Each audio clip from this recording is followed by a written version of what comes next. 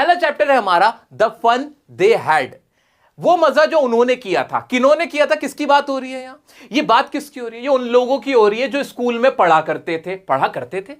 अब नहीं पढ़ते क्या? अब भी तो स्कूलों में ही पढ़ते हैं। नहीं नहीं नहीं नहीं, ये कहानी ऐसे लिखी गई है कि जैसे 2157 में, यानी 2157 आने वाले 100 साल बाद की बात बताई जा रही है। 100-150 साल बाद जब कोई भी स्कूल में नहीं पढ़ता होगा, जब सब लोग कंप्यूटर से पढ़ते होंगे, उस वक्त के बच्चे आज के टाइम को सोच के क्या बोल रहे होंगे, ये पूरी कहानी वो है। समझ पा रहे हो? दोबारा से बताऊं? दोबारा से बता देता हूं।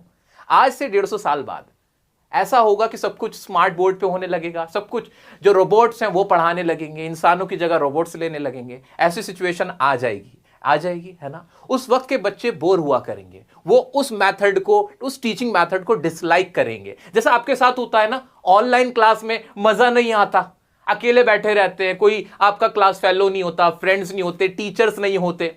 ऐसा सोच के देखो। तो आज से 150 साल बाद कैसा होगा? रोबोटिक टीचर्स होंगे, मैकेनिकल कंप्यूटर्स, वो आपके टीचर्स होंगे, वो आपको टीच किया करेंगे। आपका कोई स्कूल नहीं होगा, आपका बेडरूम ही आपका स्कूल होगा। ऐसी सिचुएशन में आपको कैसा लगेगा, या उस वक्त के बच्चों को, चिल्ड्रन को कैसा फील हो रहा होगा आज के वक्त को सोच के, जब टीचर्स भी होते हैं, स्कूल भी होता है।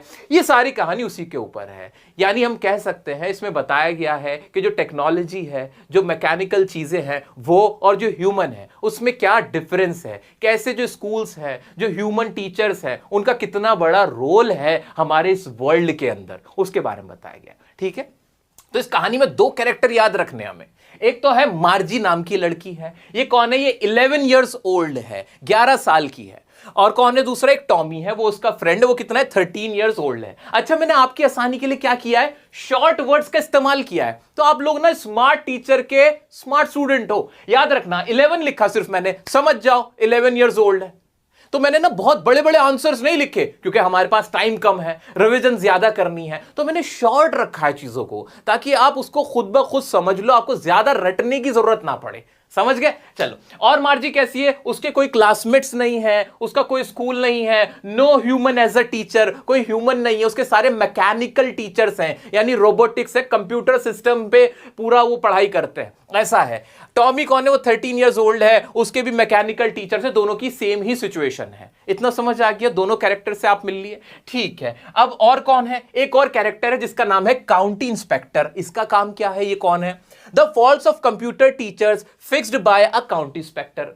जो कंप्यूटर टीचर्स बना दिए गए हैं, जो रोबोटिक मैकेनिकल टीचर्स हैं, उनमें अगर कोई गड़बड़ी हो जाती है, उनको ठीक करने का काम एक व्यक्ति का है, एक पर्सन का है, जिसको क्या बोलते हैं? काउंटी इंस्पेक्टर बोलते हैं। इतना क्लियर हो गया? क्लियर हो गया। सर ये स्टोरी क्या है, अब ये बता दो। सर क्या यही एग्जाम में क्वेश्चन पूछा जाएगा? हाँ भाई हाँ, ये क्वेश्चन पूछा जाएगा कि बताओ मार्जी को स्कूल क्यों नहीं पसंद है, वो अपने स्कूल से हेट क्यों करती है। उसका स्कूल कौन सा है? उसका बेडरूम ही तो है। वो जो मैकेनिकल टीचर्स कंप्यूटर है जो उसको पढ़ाते हैं, वही तो इसका स्कूल है। तो वो हेट इसलिए करती है क्योंकि वहां पे ना कोई फ्रेंड है, ना वहां पे कोई स्कूल है, ना कोई ह्यूमन है एज अ टीचर। इसलिए वो क्या, उसको लगता है बहुत बोरिंग लगता है। क्लियर हो गया? हाँ सर क्लियर हो गया। कहानी तो पढ़ा दो, आपने तो कहानी से पहले ही सब कुछ बता दिया।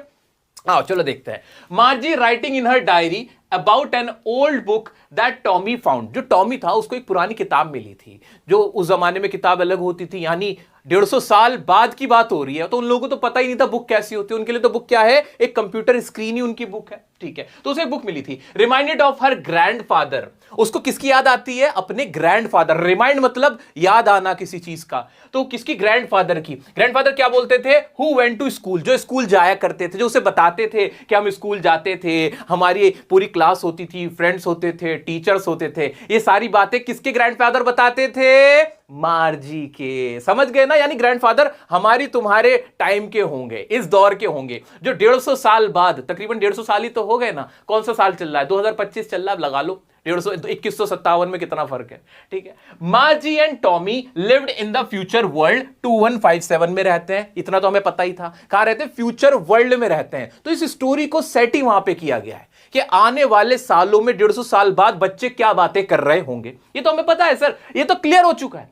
फिर क्या होता है? कंप्यूटराइज्ड एजुकेशन है, मैकेनिकल टीचर्स हैं। उनकी कैसी एजुकेशन है? कंप्यूटराइज्ड। मैकेनिकल टीचर्स हैं, ह्यूमन टीचर है ही नहीं, रोबोटिक टीचर्स हैं। मार्जी डिसलाइक्ड मैकेनिकल टीचिंग, मार्जी डिसलाइक करती है किसको? मैकेनिकल टीचिंग को। तो उसने क्या किया? डिसलाइक किया, डिसलाइक करती थी। She wondered how much fun it would be in school, कि कितना फन होता होगा ग्रैंडफादर के जमाने में, जहां पे स्कूल में ह्यूमंस होते थे टीचर के तौर पे, आपके क्लास फेलोज होते थे। तो ये सोच के बहुत खुश होती है, वो बहुत हैरान होती, कितना मजा आता होगा, वो स्कूल कितना अच्छा होता होगा। इतना सबको क्लियर है? हाँ क्लियर है सर। तो अब इस चैप्टर का जो नाम था द फन दे हैड, यानी वो मजा जो उन्होंने किया। अब समझ में आया किस मजे की बात हो रही है?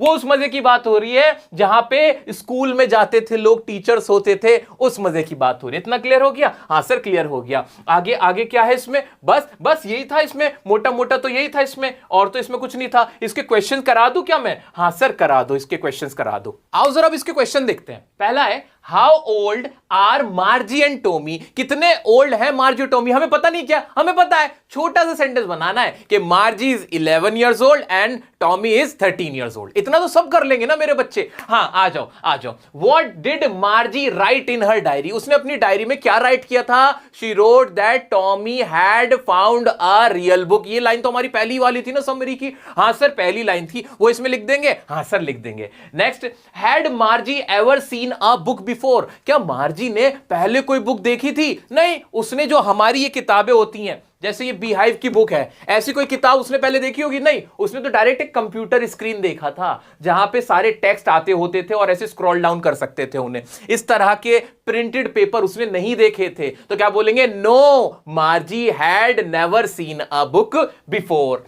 What things about the book did she find strange? उसको बुक के बारे में कौन सी बातें स्ट्रेंज लगी? स्ट्रेंज क्या थी? कि वो जो बुक थी उसके अंदर क्या जो टेक्स्ट थे वो मूव नहीं कर रहे थे, वो स्क्रॉल डाउन नहीं हो रहे थे। क्या ये बातें हम लिख सकते हैं? हाँ लिख सकते हैं सर, बहुत आसानी से लिख सकते हैं। अब लिखोगे कैसे? सर हमें इंग्लिश आती नहीं है, उसका हम क्या करें? आप कुछ मत करना, मेरा टेंस का एक वीडियो है, टेंस का वीडियो देख लेना। अगर आपको टेंस बनाने आ गए ना तो छोटे छोटे सेंटेंस आप बहुत आसानी से लिख सकते हो। Is, am, are, was, were, has, have, इनके इस्तेमाल सीख लेना। ये दो चीजें करनी है। क्या करनी है मेरे दोस्तों, मेरे छोटे बहन भाइयों? आपको क्या काम करना है? एक तो टेंस पक्के कर लो, टेंस सीख लेने, और हो जाते हैं, आसान होते हैं।